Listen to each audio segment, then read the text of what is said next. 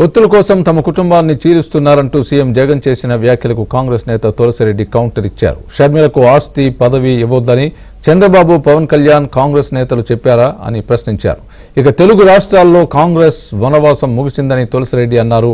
మొన్న కర్ణాటకలో కాంగ్రెస్, నేను తెలంగాణలో కాంగ్రెస్, రేపు ఏపీలో కాంగ్రెస్ అధికారంలోకి వస్తుందని, వై నాట్ ఏపీ కాంగ్రెస్ అనేది మా నినాదమని చెప్పుకొచ్చారు.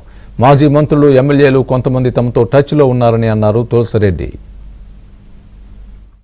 భావం వెంటాడుతూ ఉంది. ఇప్పుడు షర్మిలమ్మకు ఆస్తిలో పంపకం చేయొద్దని ఎవరన్నా అన్నారా?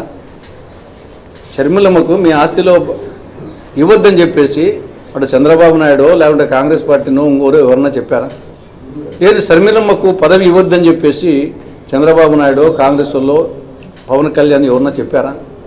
అదేవిధంగా వివేకానంద రెడ్డి గారి కేసును వచ్చేసి లాగమని చెప్పేసి పొలాలు చేయమని చెప్పేసి ఎవరన్నా చెప్పారా? డాక్టర్ సునీత మీద, రాజశేఖర రెడ్డి మీద కేసు పెట్టమని పులివెందుల కోర్టులో పెట్టమని చెప్పేసి ఎవరన్నా చెప్పారా? వాళ్ళ నాయన శివముండంగానే సంతకాలు సేకరణ చేయమని చెప్పేసి వేరే పార్టీ వాళ్ళు ఎవరన్నా చెప్పారా? వాళ్ళ నాయన, మా నాయన చంపింది వచ్చేసి రిలయన్స్ వాళ్ళు వచ్చేసి అని చెప్పి నువ్వు వాళ్ళ అవుట్లెట్స్ని పగలగొట్టి ముఖేష్ అంబానీ రికమెండ్ చేసిన పరిమళ నత్వానికి రాజ్యసభ సీట్ ఇవ్వమని చెప్పేసి కాంగ్రెస్లో చంద్రబాబు నాయుడు ఇంకోరేమన్నా చెప్పారా?